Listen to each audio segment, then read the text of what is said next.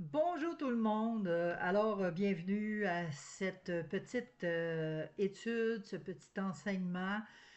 Comme vous pouvez voir, vous pouvez remarquer que j'ai mes lunettes et je dis merci à mon mari, c'est lui qui les a réparées. Merci mon chéri. Donc, la semaine passée, bon, on a vu qu'il y avait la guerre entre Dieu, Satan et moi. Mais cette semaine, on va y revenir parce qu'il y a d'autres choses qu'on va essayer de comprendre. Et c'est très important, justement, de bien comprendre, de bien saisir la guerre qui se passe actuellement entre Dieu, Satan et moi. Et ce qu'il faut savoir, c'est qu'on ne doit pas utiliser certaines choses. Il y a quatre choses qu'on ne doit pas utiliser pour vraiment distinguer. Ah ben ça c'est de Dieu. Ah ben non, ça c'est pas de Dieu. Donc on va faire attention à l'apparence parce que l'apparence c'est toujours trompeur. Et c'est pas l'habit qui fait le moine, comme on dit en expression, mais c'est pas l'apparence, c'est pas la belle locution, c'est pas les vêtements, c'est pas le charisme, la prestance d'une personne qui fait que la personne est vraie, est véridique devant Dieu. Et ce n'est pas non plus l'éducation. On a vu qu'il y a des gens qui ont des diplômes, des maîtrises, des bacs, nommez-les toutes, là. C'est pas au diplôme, ce n'est pas des certificats qu'on va reconnaître que la personne, elle est vraie non plus. Et ce n'est pas parce que la personne, elle a grandi chrétiennement. Hein? Puis ses parents étaient chrétiens, puis ben ses grands-parents étaient chrétiens, puis peut-être ses arrière-grands-parents étaient chrétiens, ça compte pas. L'éducation, c'est pas ce qui fait que on a un cœur selon Dieu. On ne doit pas non plus se fier à l'opinion publique. Parce qu'on sait que l'opinion publique, c'est l'opinion publique. Même les frères et les sœurs, ouais, mais un frère m'a dit ci, puis ces frères-là sont plusieurs chrétiens qui disent la même affaire, puis on ne doit pas se fier à ça. On doit se fier à la parole de Dieu et à ce que le Saint-Esprit de Dieu nous dit. On ne doit pas non plus se fier à la famille parce que Jésus lui-même, il le dit qu'il est venu pour faire la division. On est divisé dans la famille de Dieu. Hein? On est déjà divisé. Imaginez-vous, dans notre propre famille à nous. Dieu ne veut pas qu'on se fie à la famille parce que trois vont s'élever contre deux, deux contre trois. Un groupe de frères, de sœurs chrétiens, ben, ils ont une certaine doctrine. Un autre groupe, c'est une autre doctrine. Bon, il y a plein d'enseignements, de faux enseignements, de vrais, mais il y a une division. Et Dieu veut pas qu'on se fie à la famille non plus. On doit s'entraîner avec l'armure de Dieu. L'armure de Dieu, c'est le meilleur moyen pour être en mesure de résister au diable. C'est le meilleur moyen pour contrer les ruses et de vraiment éloigner Satan. On regarde Éphésiens 6, 13 à 17 qui nous dit: c'est pourquoi prenez toutes les armes de Dieu afin de pouvoir résister dans le mauvais jour et tenir ferme après avoir tout surmonté. Tenez donc ferme, ayez à vos reins la vérité pour ceinture, revêtez la cuirasse de la justice, mettez pour chaussure à vos pieds le zèle que donne l'évangile de paix. Prenez par-dessus tout le bouclier de la foi, le bouclier de la foi avec lequel vous pourrez éteindre tous les traits enflammés du malin. Prenez aussi le casque du salut et l'épée de l'esprit qui est la parole de Dieu. Ça, c'est une armure qui nous met en garde. Et avec cette armure-là, quand on médite la parole de Dieu, qu'on plonge le regard dedans tous les jours, qu'on médite, qu'on prie, qu'on cherche la face de Dieu, Dieu va se révéler parce qu'il dit dans sa parole que celui qui me cherche me trouvera. Donc, si on le cherche, on va le trouver. Et si on demande à Dieu d'avoir de l'éclaircissement, que son Saint-Esprit nous révèle sa parole, sa volonté, il va nous la révéler. C'est un bon Père, imaginez-vous.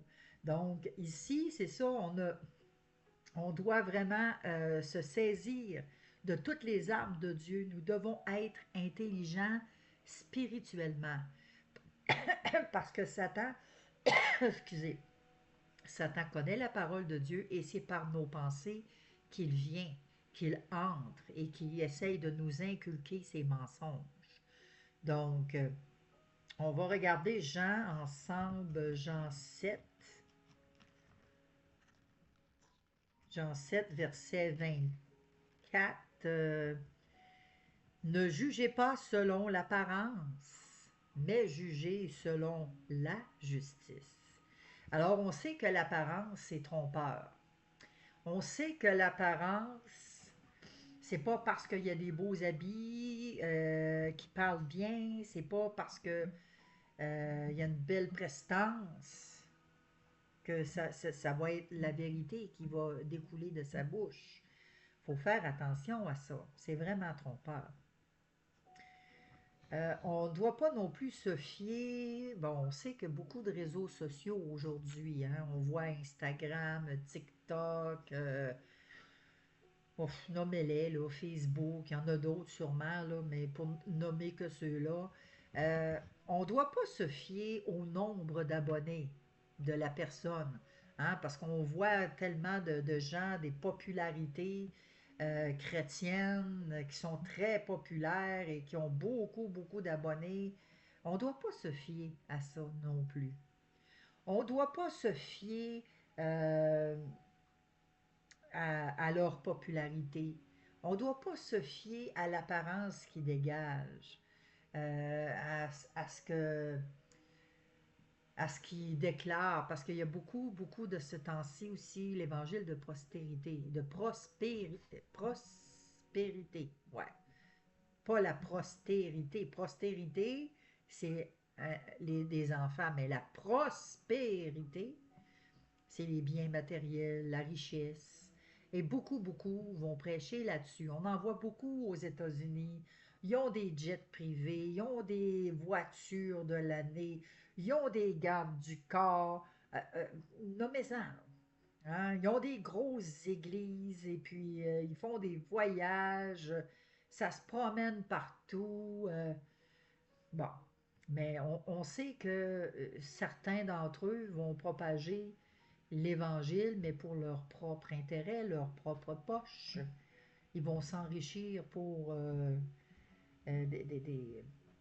des choses matérielles de ce monde, mais au niveau spirituel, ils sont pauvres. Donc, il faut faire attention. C'est pour ça qu'on doit être intelligent, mais spirituellement. La prospérité, c'est au niveau spirituel qu'on doit la rechercher. Donc, ici, on a regardé qu'on ne doit pas, c'est ça, juger à l'apparence, parce que c'est trompeur. Mais c'est quoi alors la vérité? C'est quoi? Qu'est-ce que la vérité? La vérité, c'est Jésus. La vérité, il n'y a pas d'autre chose. Le mensonge, ben, c'est Satan. Donc, c'est pas dur à démêler. Ouais, mais comment qu'on fait pour démêler la vérité du mensonge quand on entend un message? Ben, c'est pour ça que on doit scruter les Écritures, comme la parole de Dieu nous le dit. On doit plonger nos regards, on doit étudier la parole de Dieu, on doit demander au Saint-Esprit, être en prière, demander au Seigneur de vraiment nous guider, nous diriger dans sa vérité. Et Dieu n'est pas un Dieu mauvais. Il ne nous donnera pas quelque chose de pas bon, mais il va nous donner vraiment la vérité selon sa volonté. Et il va nous donner aussi, on demande le discernement, il va nous donner le discernement. Satan y utilise la parole de Dieu depuis le début des temps, depuis le temps du Jardin d'Éden. Adam et Ève ont été trompés. Et Satan a utilisé la parole de Dieu pour tromper Ève. Mais Ève, si Ève, elle avait confirmé auprès de Adam ou auprès de Dieu, dire Dieu, c'est vraiment ça que tu as dit. Mais elle s'est pas tournée vers Dieu. Elle a pas eu cette conviction-là. Et Adam, ben, il s'est laissé séduire parce qu'il ne voulait pas perdre sa femme. Mais il reste que il n'avait pas confirmé le commandement de Dieu. Et si le commandement de Dieu avait été bien ancré dans leur cœur, ils n'auraient pas commis le péché de manger le fruit du bien et du mal. Donc, Satan, il procède encore de la même façon, il procède par les pensées. Il va nous inculquer des faux enseignements, des fausses vérités, dans le fond, des mensonges. On va regarder Proverbe 30. Proverbe 30, versets 5 et 6. Toute parole de Dieu est éprouvée. Il est un bouclier pour ceux qui cherchent en lui un refuge. N'ajoute rien à ces paroles, de peur qu'ils ne te prennent, qu'ils ne te reprennent, pardon, et que tu ne sois trouvé menteur. Alors, la parole de Dieu, la vérité, c'est qu'on prend la parole telle qu'elle. On ne va pas ajouter et on ne va pas retrancher. Quand on ajoute et qu'on retranche, alors là, c'est des mensonges. Mais quand on prend la parole de Dieu telle qu'elle, c'est la vérité. Et si on retranche quelque chose, ben, on va être trouvé menteur. Si on interprète par nos propres interprétations, oh, ben, ce qu'on ressent, puis ce qu'on pense, ben, c'est pas correct. Puis c'est ça qui est dangereux. Ce qui est dangereux de dire, ben, c'est je pense que ça veut dire.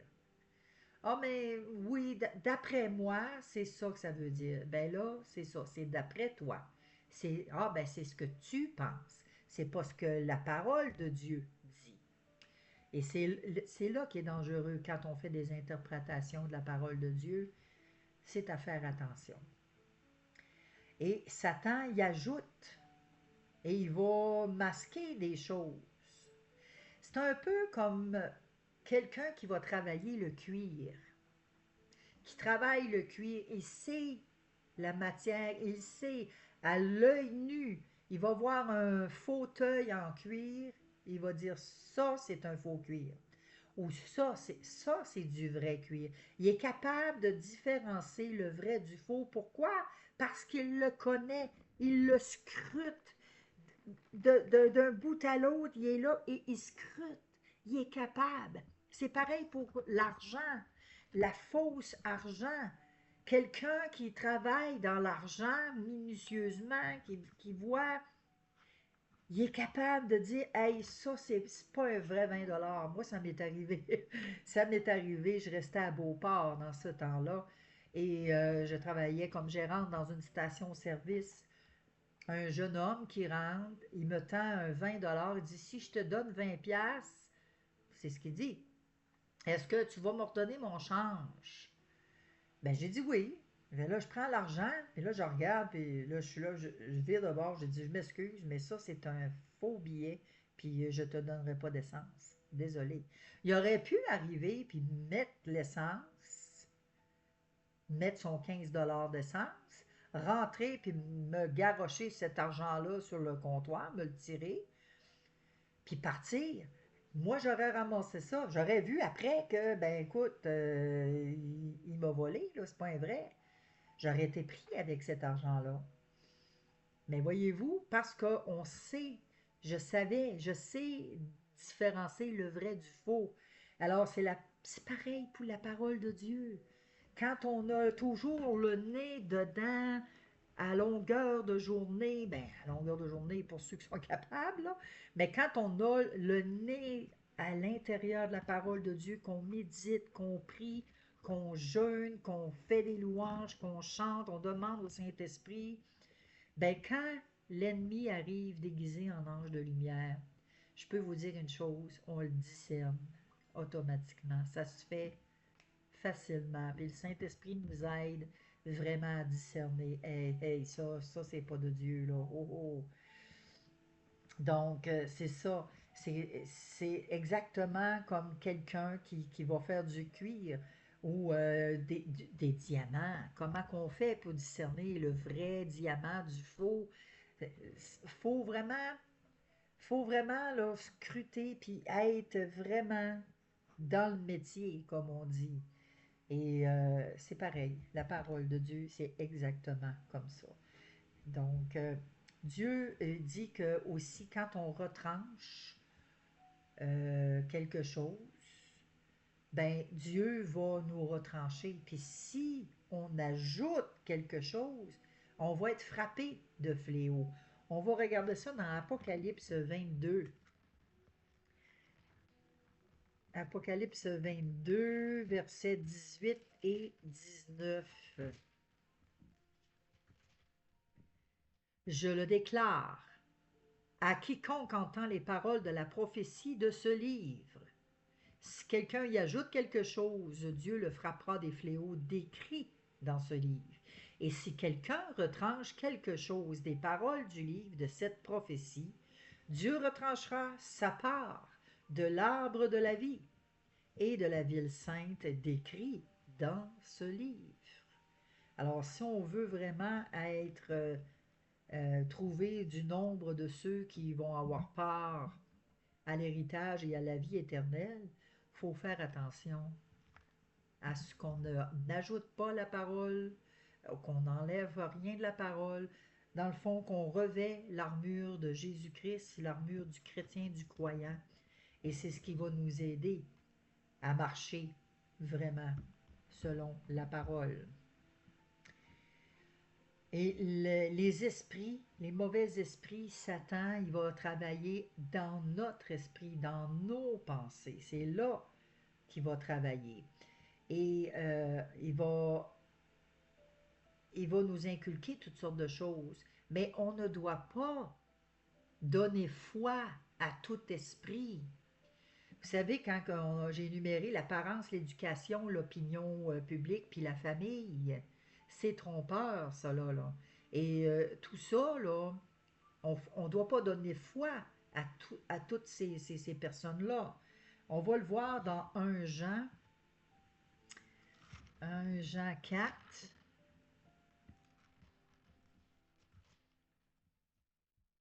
versets 1 à 4. Bien-aimés, n'ajoutez pas foi à tout esprit, mais éprouvez les esprits pour savoir s'ils sont de Dieu. Car plusieurs faux prophètes, même en 2025, sont venus dans le monde. Reconnaissez à ceci l'Esprit de Dieu, tout esprit qui confesse Jésus-Christ, venu en chair, est de Dieu, et tout esprit qui ne confesse pas Jésus n'est pas de Dieu. C'est celui de l'Antéchrist dont vous avez appris la venue, et qui maintenant est déjà dans le monde. Vous, petits enfants, ça s'adresse à nous, ça. Vous êtes de Dieu et vous les avez vaincus, parce que celui qui est en vous est plus grand que celui qui est dans le monde. Alors l'Esprit de Dieu qui est en nous est plus grand que celui qui est dans le monde. L'esprit dans le monde, c'est Satan, un esprit démoniaque. On a 2 Thessaloniciens. On va aller regarder. 2 Thessaloniciens 2, verset 9. L'apparition de cet impie se fera par la puissance de Satan. On sait que le 3e temple s'en vient. On sait que l'Antéchrist s'en vient. Et cet impie va se faire par la puissance de Satan avec toutes sortes de miracles, de signes et de prodiges mensongers. Il va y en avoir. Et c'est écrit, c'est dit. Et avec toutes les séductions de l'iniquité pour ceux qui périssent parce qu'ils n'ont pas reçu l'amour de la vérité pour être sauvés. Séduction de l'iniquité, c'est les séductions du péché. On met le péché encore plus beau. Ah, il n'y a rien là. Les homosexuels, faut les accepter. Faut leur donner leur place. Faut pas les rejeter. Faut ceux qui changement de sexe, les transgenres. Euh, Voyez-vous la séduction de l'iniquité, la séduction du péché. Iniquité là, c'est péché. C'est ce que ça veut dire. On ne rejette pas les personnes, mais c'est ce qu'ils font, c'est ce qu'ils croient qu'on rejette, qui n'est pas conforme avec la parole de Dieu. Il faut faire attention. Il y a ces deux choses. Les accepter, oui, eux, mais pas accepter ce qu'ils font. Ça, c'est différent. On doit haïr le péché qu'ils pratiquent. Et avec toutes les séductions, bon, aussi Dieu leur envoie une puissance d'égarement pour qu'ils croient aux mensonges.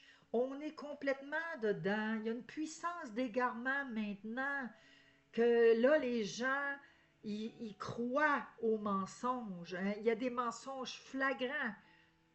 Depuis 2020, 2019, 2020, les mensonges par-dessus mensonges nous sont véhiculés et il y a une puissance d'égarement. Beaucoup sont égarés, sont aveuglés par cette puissance-là pour croire à ce mensonge-là, afin que tous ceux qui n'ont pas cru la vérité, mais qui ont pris plaisir à l'injustice, soient condamnés. On est rendu dans les derniers temps, il faut faire attention, il faut être capable de discerner les signes des derniers temps, ce qui se passe actuellement. Il y a des signes, des prodiges mensongers, des faux prophètes qui sont des ouvriers trompeurs, déguisés en anges de lumière. On va aller le voir dans 2 Corinthiens. 2 Corinthiens 11. Et c'est le verset 13 à 15. Le verset 11, 13 à 15.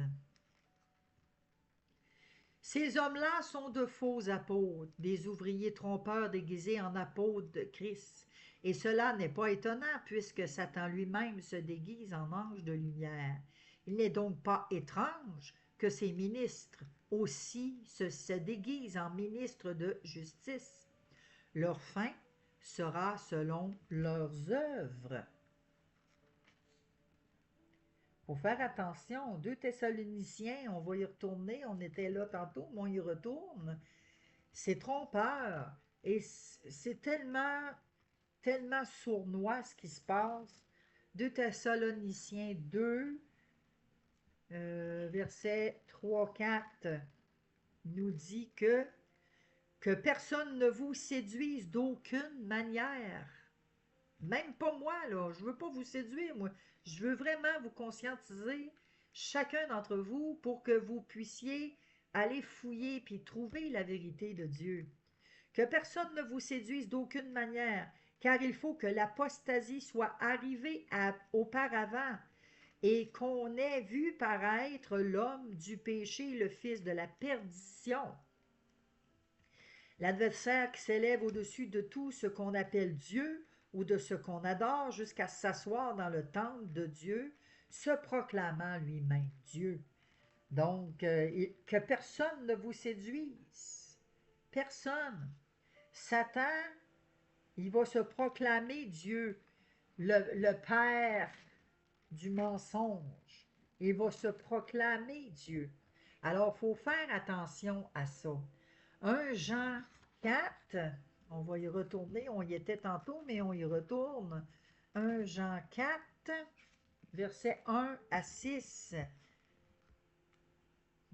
Bon, bien-aimés, n'ajoutez pas foi à tout esprit, mais éprouvez les esprits pour savoir s'ils sont de Dieu, car plusieurs faux prophètes sont venus dans le monde. Reconnaissez à ceci l'Esprit de Dieu. Tout esprit qui confesse Jésus-Christ, venu en chair, est de Dieu. Et tout esprit qui ne confesse pas Jésus n'est pas de Dieu. C'est celui de l'Antéchrist, dont vous avez appris la venue, et qui maintenant est déjà dans le monde. Vous, petits enfants, vous êtes de Dieu, Et vous les avez vaincus parce que celui qui est en vous est plus grand que celui qui est dans le monde. Je vous l'avais lu tantôt. Mais là, on continue. Eux, ils sont du monde. C'est pourquoi ils parlent d'après le monde. Et le monde les écoute. Il y a le monde, mais il y a certains chrétiens aussi qui les écoutent.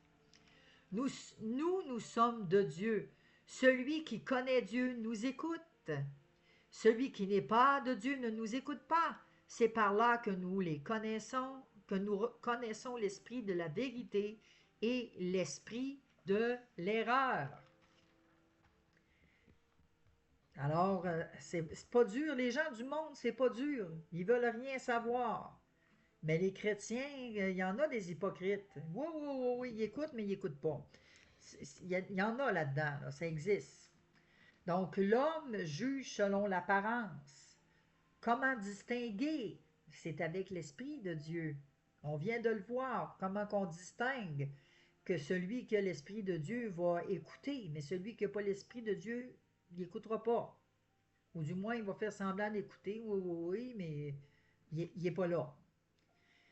C'est selon leurs paroles. Les gens se basent sur soi-disant j'ai entendu la voix du Seigneur. Dieu n'est pas toujours dans toute parole entendue. Satan parle souvent avec la parole de Dieu. Ouais, mais Dieu m'a dit. Moi, Dieu m'a dit telle affaire, Dieu m'a dit ci, Dieu m'a dit ça. Ne portons pas foi à toutes ces paroles-là. Il faut les mettre en lumière devant la parole de Dieu, devant le trône de Dieu. Satan, c'est le père du mensonge. Il n'a point de vérité en lui. Donc, vous êtes d'Abraham, mais vous cherchez à me faire mourir. Jésus dit aux scribes, aux pharisiens, aux sadducéens, parce que eux disaient, ben nous avons comme père Abraham. Ben oui, mais là, si vous avez comme père Abraham, pourquoi vous cherchez à me faire mourir? Si vous avez comme père le même Dieu qu'Abraham, vous sauriez que je suis sorti de Dieu. Ça, c'est Jésus qui leur parlait. Mais ils étaient sourds et aveugles, ils étaient aveuglés. Ils ne voulaient pas reconnaître en Jésus que c'était lui le Messie, le Fils de Dieu envoyé par Dieu. Donc, ce sont des principes logiques et naturels. La prophétie comporte des entités physiques dans 1 Corinthiens 15. 1 Corinthiens 15. On va y arriver. 1 Corinthiens 15 de 1 à 4. Je vous rappelle, frères, l'évangile que je vous ai annoncé, que vous avez reçu, dans lequel vous avez persévéré, et par lequel vous êtes sauvés, si vous le retenez tel que je vous l'ai annoncé. Autrement, vous auriez cru en vain.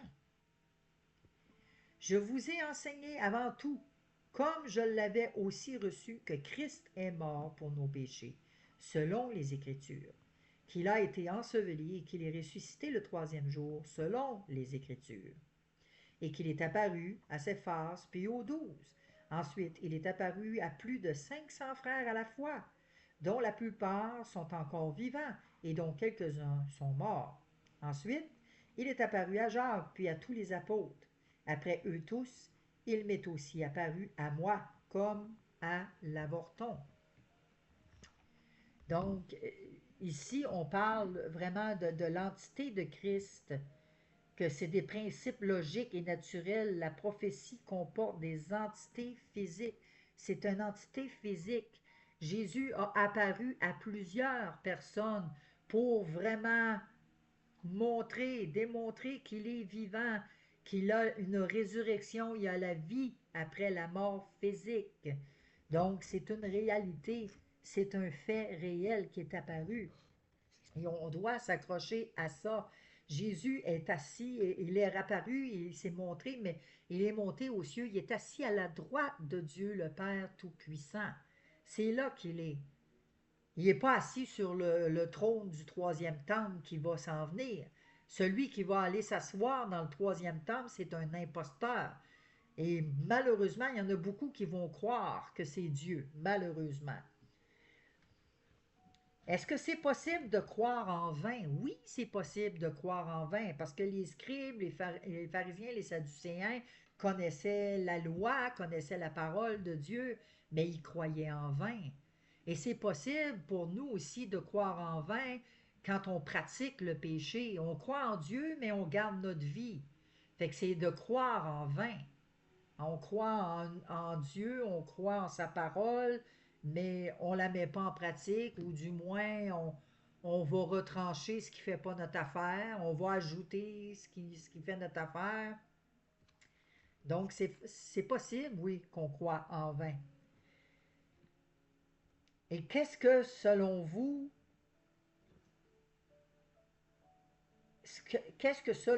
est faux?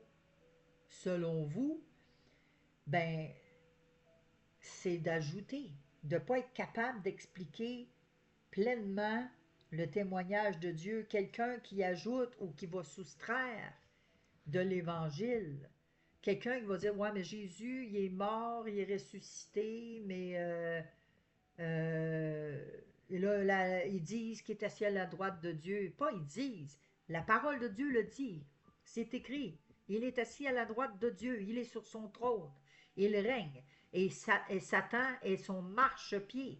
C'est ça la vérité. C'est pas essayer de dire n'importe quoi, dire, ben Jésus, oui, il est mort, là, mais c'est ça. Aujourd'hui, c'est, euh, c'est tabou, là, c'est une histoire, c'est une fable. On ne doit pas croire à ça. Puis c'est ce qu'essaye de faire à croire maintenant. On va tasser Dieu, on enlève l'enseignement de l'Évangile partout dans les écoles. Mais par contre, on va mettre des drag queens, on va leur enseigner la sexualité. Voyez-vous comment est-ce que la dépravation est rendue grave? On va salir les yeux, salir les oreilles de nos enfants qui vont à l'école en bas âge. Salir, parce que ça, c'est des mensonges véhiculés par Satan. On va leur inculquer le péché dès leur jeune âge. Mais par contre, hey, quand on parle de Jésus-Christ, là, non, non, non, non, hey, ça c'est grave. Avez-vous remarqué aussi que on va parler de Hare Krishna, on va parler de Bouddha, on va parler de, comment il s'appelle, les musulmans, là, en tout cas le nom m'échappe, là. On va parler de d'autres dieux, parler de bien d'autres dieux, ça ne dérange pas. Mais on va parler de Jésus-Christ, on va parler de Dieu vivant. Et là, ça dérange. Pourquoi? Parce que Jésus, c'est la vérité, le chemin et la vie, et qu'il n'y en a pas d'autre. Nul ne peut aller au Père, pardon, nul ne peut aller au Père que par lui. Il est la vérité, il est le chemin, il est la vie. Tous les autres dieux, c'est des faux dieux, des mensonges, des mensonges. Et c'est sûr que ça ne dérangera pas dans le côté satanique, dans le côté du monde, parce que ils ne sont pas de Dieu. Ça ne dérange pas. Mais tout ce qui est de Dieu, tout ce qui est vrai, oh non, non, non, non, ça, on ne veut pas entendre parler de ça, là. Vous êtes en train de nous endoctriner. Vous êtes en train d'avoir un lavage de cerveau.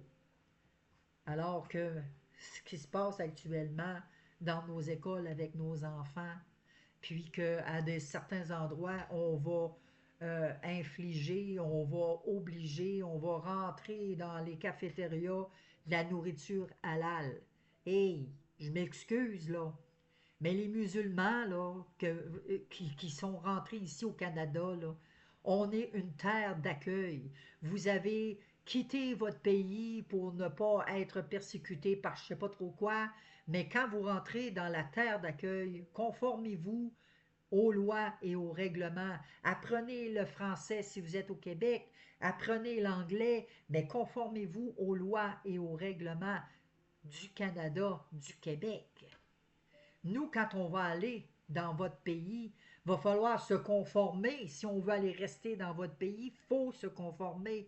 C'est la même chose ici au Canada. Malheureusement, ben, on n'a pas de colonne vertébrale ici au Canada. Encore moins au Québec. Hein, vive le Québec libre. Oui, effectivement. Bon, on voit, on est en train de se faire envahir. Ce sont les étrangers qui nous envahissent. Et on va se faire avoir. Mais ça, on va le voir plus tard dans d'autres leçons, parce que justement, j'ai plein d'autres leçons. Je suis rendu quand même assez loin là, dans mes études. Mais on va voir ça, qu'on est en train de se laisser envahir par les étrangers et que on va périr à cause de cela. On va voir ça. Je vais vous en parler plus longtemps une prochaine fois dans les prochaines vidéos. Donc, ici, quelqu'un qui ajoute ou qui soustrait, c'est pas bon. Et la prophétie va s'accomplir certainement. Donc, quand il y a des prophéties qui sont annoncées dans la Bible, en passant, les prophéties de l'Ancien Testament ont toutes été accomplies à la venue de Jésus-Christ. Maintenant, les prophéties qui restent à venir, ce sont les prophéties de l'Apocalypse. Et dans Daniel, parce que Daniel avait eu des révélations, puis Daniel, ce qui est écrit dans Daniel, concorde avec l'Apocalypse. Alors, il reste des prophéties à venir. Et ces prophéties vont s'accomplir certainement, surtout quand ils disent qu'il faut que l'apostasie arrive. Il y a des dirigeants qui sont utilisés par Dieu contre Satan, évidemment. Mais il y a des dirigeants qui sont utilisés par Satan contre Dieu. Et c'est la guerre. La guerre, c'est ça. La guerre est dans la maison. La chicane est rentrée dans la famille de Dieu. La chicane est vraiment là. Et Dieu, quand il va arriver, il va juger sa maison d'abord. Jésus va juger sa famille d'abord. C'est important de ne pas rester en chicane ou quoi que ce soit, mais faut s'accorder, il faut s'unir en esprit, l'esprit de Dieu et au nom de Jésus-Christ. Parce que c'est Jésus qui sauve.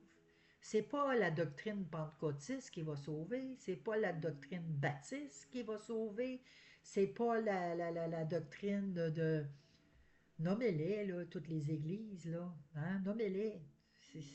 Ça fait penser dans le temps, quand Jésus était là, il disait, ah ben moi je suis Apollos, moi je suis de Jean-Baptiste, moi je suis d'un tel, moi je suis d'un tel. Oh, un instant, on est toutes des frères, des sœurs. On est tous des membres du corps de Christ, alors on est l'Église de Jésus-Christ. On est l'Église de Jésus-Christ. Il y a plusieurs dénominations parce que chacun veut chercher ce qui lui plaît, hein, puis se fait flatter dans le sens du poil. Ah ben moi ça, j'aime ça cette église-là parce que ça. Ah les louanges sont bonnes. Ah, ben moi non, j'aime mieux cette église-là parce que ils vont parler là, puis tu sais, ils vont chercher dans le fond. On cherche dans le fond à voir ce qui nous plaît, ce qui nous flatte dans le sens du poil. Mais quand on va parler vraiment des choses véridiques de la parole de Dieu, et il y a des grincements dedans, les gens n'aiment pas la réprimande, et Dieu châtie celui qu'il aime. Mais quand il châtie Dieu, c'est pas pour le malheur, c'est pour le bien, pour que plus tard, on puisse porter du fruit. Alors ici, dans quel point de vue voyons-nous habituellement euh, le mot, dans quel but voyons-nous, attendez, il faut que je me relise mes notes, hein, parce que, oh boy, dans quel but voyons-nous habituellement le mot vérité, le mot profondeur, dans quel but qu'on voit ça normalement On va voir Jean 3,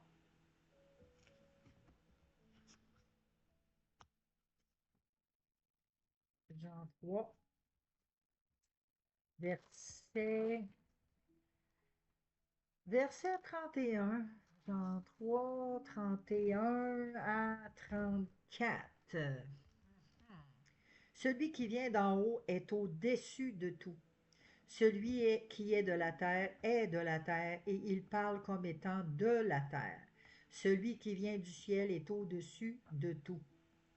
Il rend témoignage de ce qu'il a vu et entendu, et personne ne reçoit son témoignage. Celui qui a reçu son témoignage a certifié que Dieu est vrai. Voyez-vous, c'est vrai, c'est la vérité. Car celui que Dieu a envoyé dit les paroles de Dieu parce que Dieu ne lui donne pas l'esprit avec mesure. Jésus, il n'y avait pas un esprit limité. Le Père aime le Fils et il a remis toutes choses entre ses mains. Celui qui croit au Fils a la vie éternelle, celui qui ne croit pas au Fils ne verra point la vie, mais la colère de Dieu demeure sur lui. Voyez-vous, on voit la vérité dans la parole de Dieu. C'est dans la parole de Dieu qu'on va retrouver des profondeurs. Mais quand on retrouve des profondeurs, il faut creuser davantage. Il faut creuser, il faut chercher. Puis rappelons-nous que celui qui creuse, celui qui cherche, trouve. C'est comme quelqu'un qui découvre un trésor dans le champ. Pour qu'il découvre un trésor dans le champ, c'est parce qu'il a fallu qu'il creuse pour trouver le trésor. Et une fois qu'il a creusé, qu'il a trouvé le trésor, il va recacher le trésor. Il va aller, puis il va s'informer, prendre ses informations. À qui appartient le champ? Je veux acheter le champ parce qu'il y a un trésor. Il ne dira pas qu'il a trouvé le trésor, mais il veut acheter le trésor. Il y a un investissement à faire. On doit s'investir. Jonas, par exemple, si on va dans Jonas 1 à 3, et on va terminer avec ça pour conclure. Jonas dans la baleine. Aïe, aïe. On va essayer de le trouver, Jonas. Voyez-vous, c'est pas un livre où est-ce que je m'en vais lire très, très, très, très souvent. J'ai Josué. Alors, je vais y arriver. Je vais y arriver. Voilà. Bon, Jonas, le voici. Le voilà. Bon, on a dit Jonas 1, verset 3. Et Jonas se leva pour s'enfuir à Tarsis, loin de la face de l'Éternel. Il descendit à Japhos, et il trouva un navire qui allait à Tarsis. Il paya le prix du transport et s'embarqua pour aller avec les passagers à Tarsis, loin de la face de l'Éternel. Mais savez-vous que même si on va loin de la face de l'Éternel, Dieu nous appelle, comme Jonas, parce que on doit s'investir. On ne doit pas fuir, comme Jonas a fait. Mais quand Dieu nous appelle, on doit répondre à l'appel. On ne doit pas fuir et dire, ah ben là, Dieu est tout-puissant, puis Dieu, il peut tout faire, puis Dieu va choisir quelqu'un d'autre, ou Dieu, bon, on va trouver toutes sortes de raisons. Mais ici, c'est ça, Jonas, il a fui, il a embarqué, il a même payé son voyage. Mais l'Éternel fit souffler sur la mer un vent impétueux, et il s'éleva sur la mer une grande tempête. Le navire menaçait de faire naufrage. Et là, ben lui, il s'est endormi. Là. Il était confortable là-dedans, il s'est endormi. Et ils dirent l'un à l'autre, venez et tirons au sort pour savoir qui nous attire malheur. Et le sort a tombé sur Jonas. Fait que là, ils sont allés voir Jonas. Dis-nous, qui nous attire ce malheur? Quelles sont tes affaires et d'où viens-tu? quel est ton pays? De quel peuple es-tu? Puis là, ben, Jonas répond, je suis hébreu, je crains l'Éternel, le Dieu des cieux, qui a fait la terre. Et là, pourquoi t'as-tu fait cela? Ces hommes, ils voient bien là, qu'il fuit. Puis là, il lui dit, ben, pourquoi t'as fait ça? Ces hommes savaient qu'il fuyait parce qu'il le leur avait déclaré. Et là, que ferons-nous pour que la mer se calme envers nous? Puis là, Jonas, ben, il a dit, ben, prenez-moi puis jetez-moi à la mer, puis la mer va se calmer. Et c'est ce qui est arrivé. Et là, Jonas a été enseveli, a été envalé par un poisson. Il était 3 jours et 3 nuits dans le ventre du poisson. Et là, il priait pour être délivré. Mais c'est ça, parce qu'il ne voulait pas s'investir au départ, au début. Il ne voulait pas s'investir. Mais on a notre part à jouer. On doit, nous, s'investir. Vous savez que, oui, le salut est gratuit. Oui, c'est gratuit. Mais on doit s'investir une fois qu'on a reçu Jésus-Christ comme notre Seigneur et Sauveur. On doit faire quelque chose aussi pour lui, là. On ne doit pas s'asseoir sur le salut, puis, oh, ben, OK, Dieu a tout accompli. Oh, ben, à ce temps, merci beaucoup, Seigneur. On s'assoit, puis ça finit là. Non, non, non, non, non. Ici, dans cette histoire, Jonas il est invité à se rendre à Ninive et à prêcher. Nous, on est invités à aller, mettons, dans notre famille, à prêcher, mais on n'ose pas parler. Eh ben non, qu'est-ce qu'ils vont dire? Jonas, il s'est enfui à Tarsis pour fuir le Seigneur. Jonas s'enfuit sur un bateau, il est jeté à la mer, le poisson l'engloutit pour que finalement, après que le poisson l'ait vomi, Jonas, ce dernier a obéi et il s'en est allé là où est-ce que Dieu l'a envoyé. C'est un peu comme nous aussi. Fait que donc, soyons prudents avec la parole de Dieu. Soyons prudents de ne pas tomber justement dans le ventre du poisson, si on peut appeler comme ça, fuir la réalité, fuir la vérité pour croire le mensonge. Parce que Jonas, hein, il croyait son mensonge pur et simple. Hein, ben non, moi, je ne vais pas là, là, je m'en vais. Parce que c'est ça, c'était comme ça. Alors ici, nous avons une Ninive dans notre vie. Si on en a une Ninive, il y a quelque chose à faire.